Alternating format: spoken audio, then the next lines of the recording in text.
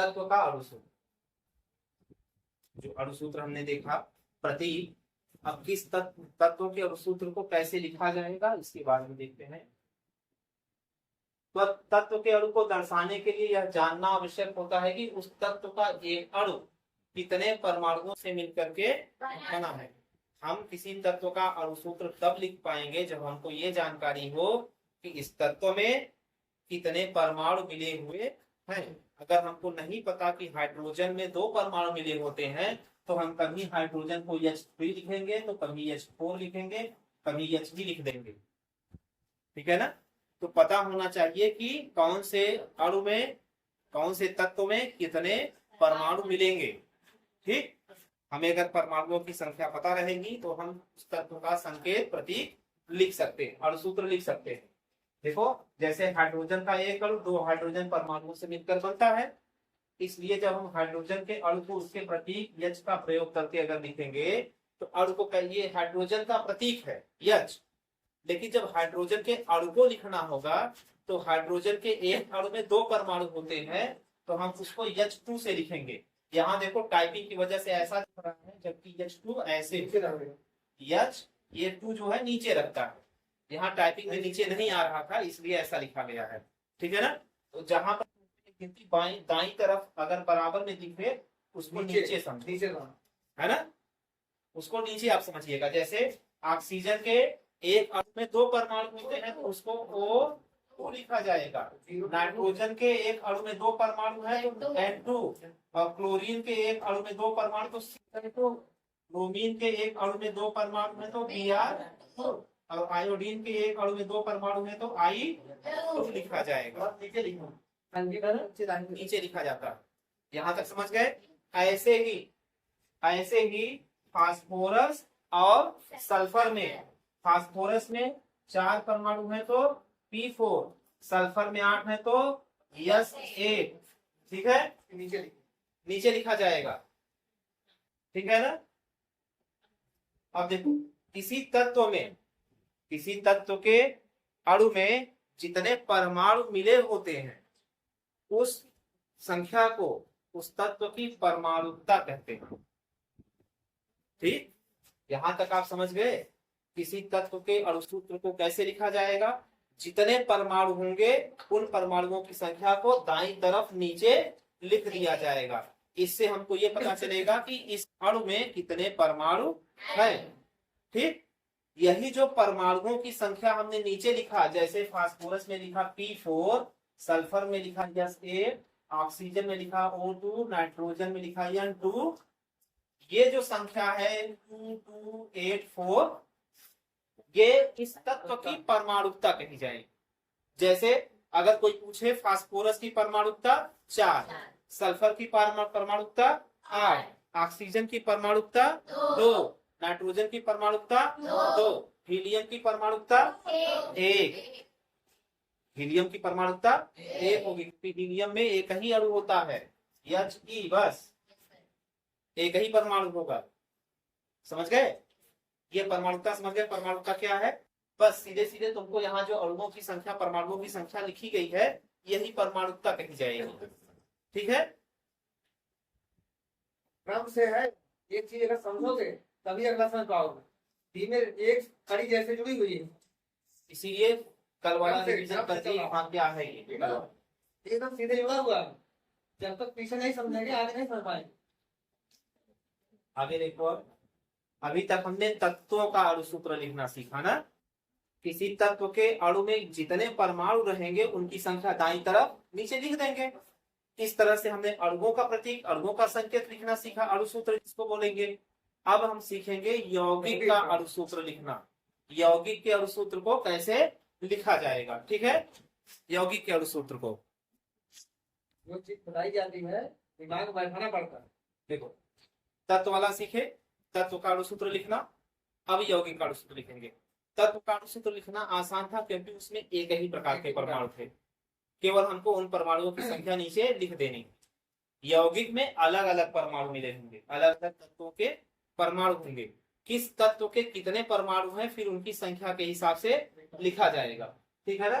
2 या 2 से अधिक तत्वों को मिलाने पर यौगिक बनता है, ये जानते हो। दो या दो से अधिक तत्व मिलेंगे तभी यौगिक बनेगा।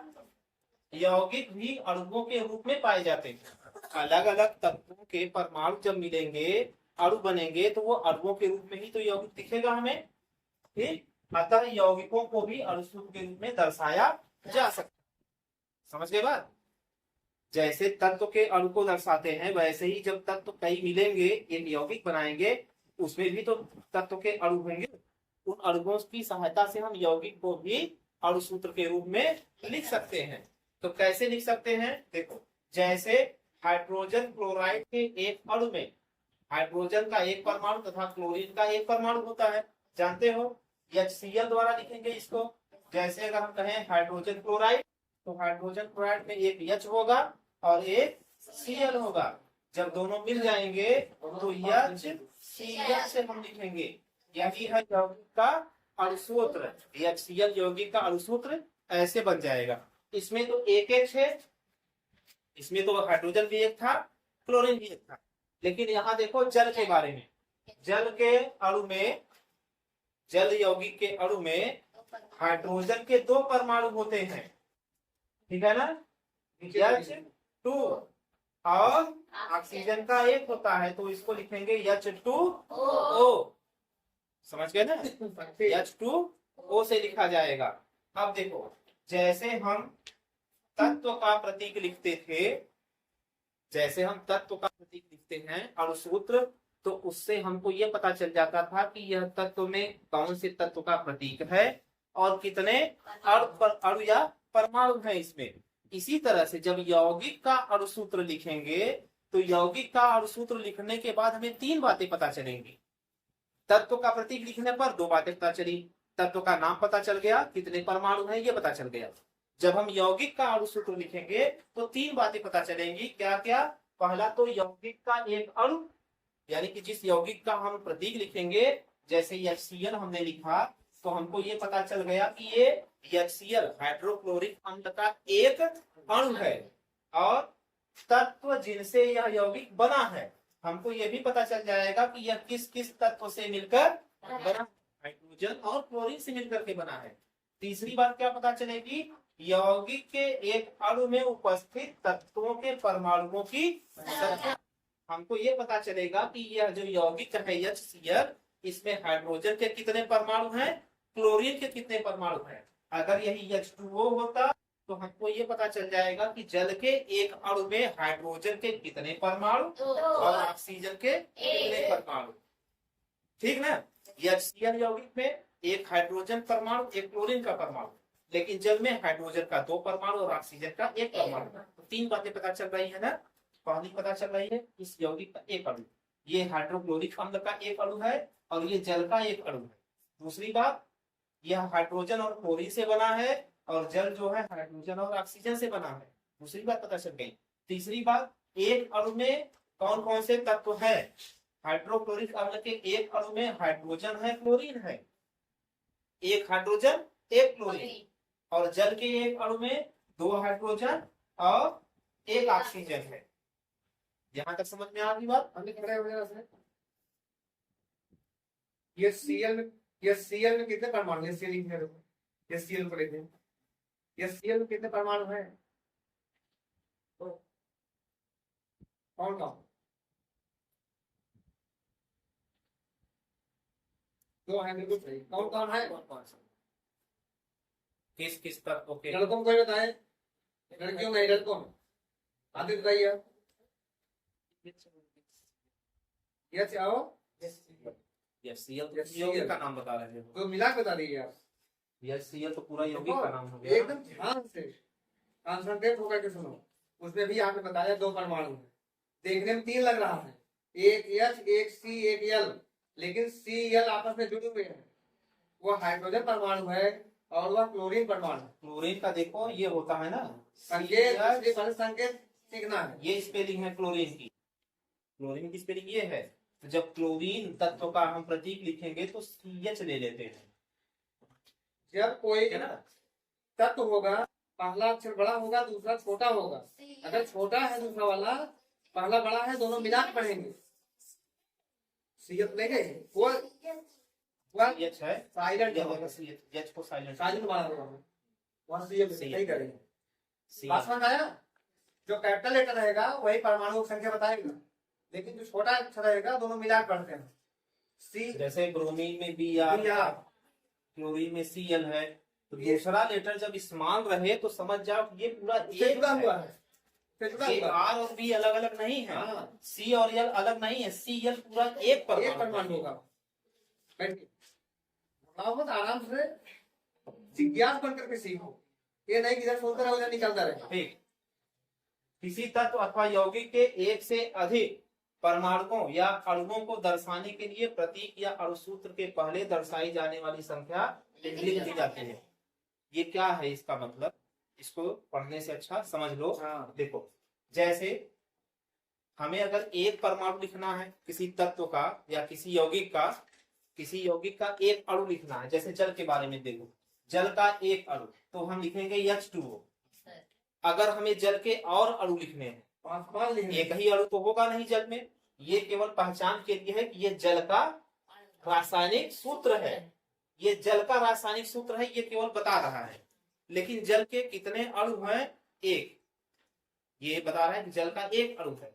लेकिन अगर इसी के आगे 3 लेते 5 लेते 2 लिख दिया जाए, या H2O कहीं लिखा है, इसके आगे 11 लिख दिया जाए, तो इसका क्या मतलब हुआ? पानी के कितने अणु हुए? ये H2O बता रहा है कि जल का एक अणु है, जब यहाँ पे 2 लिख दिया गया तो ये बता रहा है जल के 2 अणु हैं, और जब इसके आगे 11 लिख दिया जाएगा तो ये बताएगा कि जल के 11 अणु। यहाँ जो संख्या लिखी होगी, अब ऐसे समझो तुम, जैसे हम लिखते हैं 2H2, इधर वाली जो संख्या होगी बाई तरफ की, ये अणु बताएगी, ये बताएगी अणुओं की संख्या, ठीक है ना, ये अणुओं की संख्या बताएगा कितने अणु, और ये जो है ये परमाणुओं की संख्या बताएगा। अब जरा बताओ परमाणु और अणु में अंतर क्या है? जो दोनों संख्याएं यहाँ देख रहे हो कि एक तो बता रहा है अणुओं की संख्या और दूसरा बता रहा है परमाणुओं की संख्या, दोनों में अंतर क्या है? अणुओं की संख्या, परमाणुओं की संख्या, क्या अंतर है? दोनों 2 है, ये भी 2 है, ये भी 2 है, तो अंतर क्या हुआ? अणु 2 परमाणुओं से मिलकर बनता है। इसका अंतर ऐसे देखो, ये है हाइड्रोजन का प्रतीक, ये हाइड्रोजन का एक परमाणु, समझे ना, हाइड्रोजन का एक परमाणु। परमाणु करने का मतलब एकदम सूक्ष्मतम कण, उससे ज्यादा छोटा नहीं होगा, ठीक। तो हाइड्रोजन का एक परमाणु जब हाइड्रोजन के दूसरे परमाणु से मिलता है तब बनाता है हाइड्रोजन का एक अणु। अब एक हाइड्रोजन का अणु और फिर एक हाइड्रोजन का अणु मिल गया, H2 मिल गया, तब ये बनाएगा 2 अणु, समझे ना। पहले अणु बना, 2 अणु मिले तब ऐसा दिखेगा 2H2, यानी हाइड्रोजन के 2 अणु हैं। यहाँ हाइड्रोजन के 2 परमाणु, एक अणु में 2 परमाणु हैं, और यहाँ 2 अणु हैं, 2 अणु हैं और 4 परमाणु हैं। परमाणु 4 हो जाएंगे, अणु कितने होंगे? 2 होंगे, ठीक है ना। वही बात यहाँ लिखी गई है। अब समझो इसको, अब पढ़ेंगे तो समझ में आएगा। किसी तत्व अथवा यौगिक के एक से अधिक परमाणु या अणुओं को दर्शाने के लिए प्रतीक या अणुसूत्र के पहले दर्शाई जाने वाली संख्या लिख देते हैं। वही बात यहाँ बोल रहा है, जब हमें एक से ज्यादा किसी तत्व या यौगिक का एक से ज्यादा अणु दिखाना होता है, ये तो एक अणु है H2O, केवल H2O एक अणु है। जब हमें जरूरत पड़ती है एक से ज्यादा दिखाने की, तो हम यहाँ लिखें, ऊपर लिखें, इधर लिखें, कहाँ लिखें? यहाँ लिखें। जब हमको एक से ज्यादा दिखाना है अणु, तब हम यहाँ पर लिखें। परमाणु है तो यहाँ पर, अणु पढ़ रहा है तो बाईं तरफ, अणु पे ठीक है ना।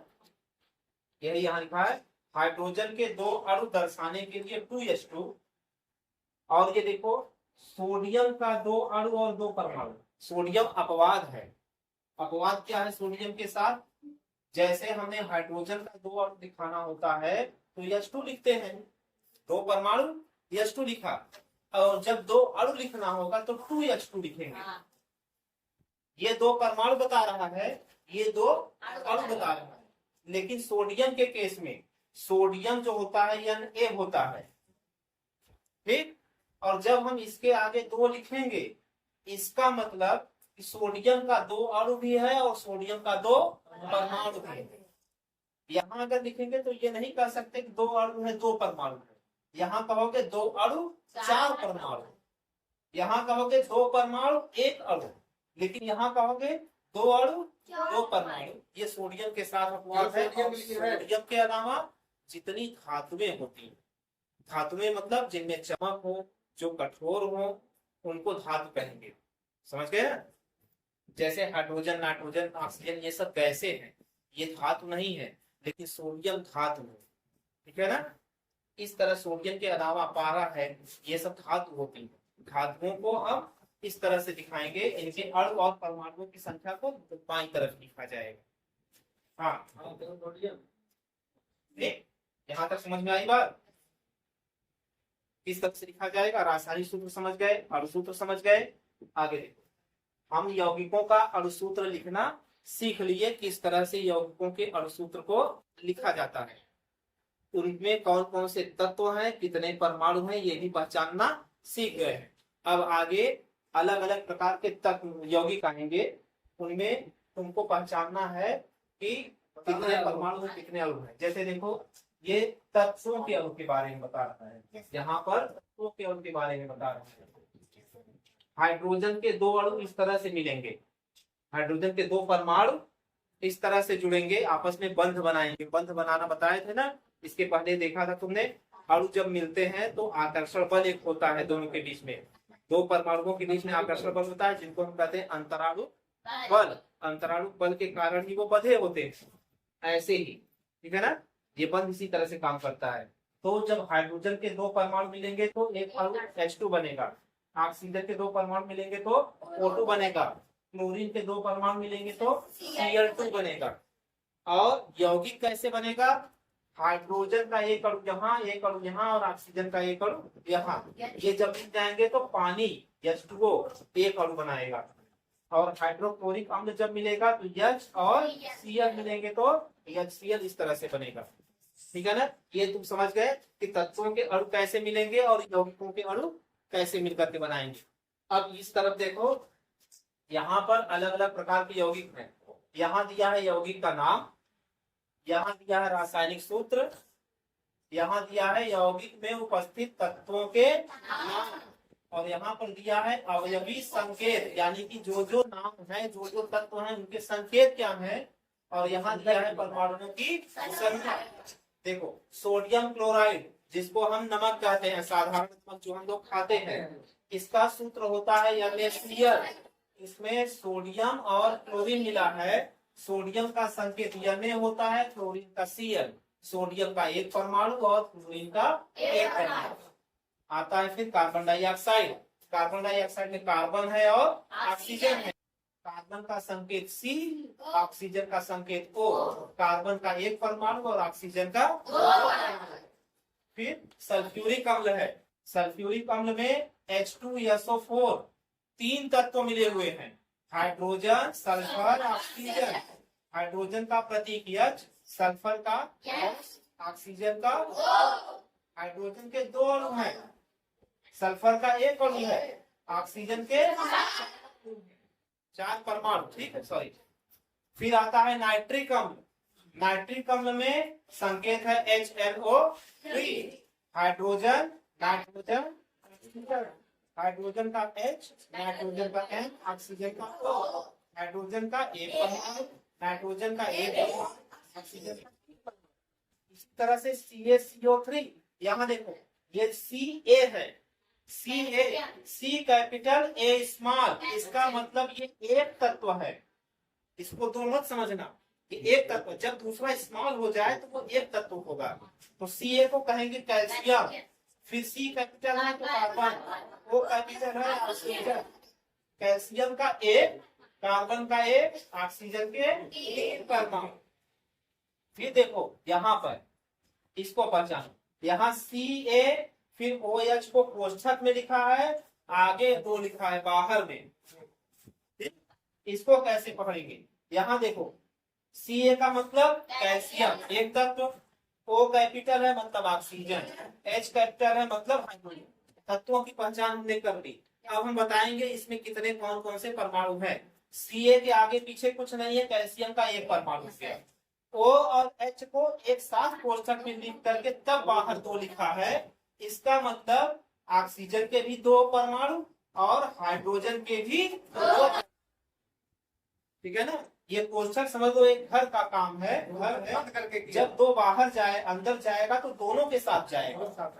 ठीक, अब यहाँ देखो ये है चीनी जो हम लोग पीते हैं शरबत में, C12H22O11। ये इसका रासायनिक सूत्र है। कार्बन, हाइड्रोजन और ऑक्सीजन ये 3 तत्व हैं इसमें। कार्बन के 12 परमाणु, हाइड्रोजन के 22 परमाणु और ऑक्सीजन के 11 परमाणु। अगर समझो ये तो हमें रासायनिक सूत्र से फायदा ये हुआ कि हमने बड़ी आसानी से इसको रासायनिक सूत्र में लिख दिया।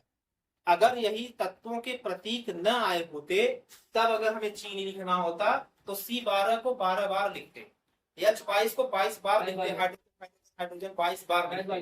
कितना बड़ा और कितना मुश्किल हो जाता है इसको पहचानना। तो प्रतीकों का यही महत्व है कि हम आसानी से पहचान लेते हैं।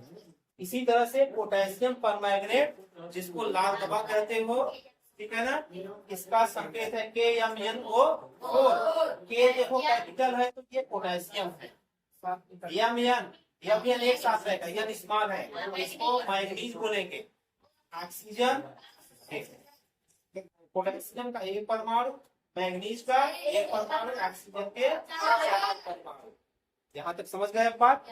तो अब हम समझ गए, पहचानना तुमने सीख लिया कि यौगिकों को कैसे पहचाना जाएगा, उनका नाम क्या है, कौन कौन से तत्वों से बना हुआ है, किस तत्व के कितने परमाणु, ये 3 बातें पता चल जाएंगी ना। अगर तत्व का अणुसूत्र है तो वहां से पता चल जाएगा हमको कि कौन से तत्व के परमाणु है और कितने परमाणु है। ठीक है ना? परमाणुओं की संख्या दाईं तरफ नीचे लिखेंगे और अणुओं की संख्या को बाईं तरफ लिखेंगे। बाईं तरफ सामने लिखा जाएगा। ठीक है ना? इतनी बातें सीख लिए। ठीक, अब आज यहीं तक, इसके आगे दूसरे दिन पढ़ेंगे ना। लेकिन अब इसमें अणुसूत्र आपको याद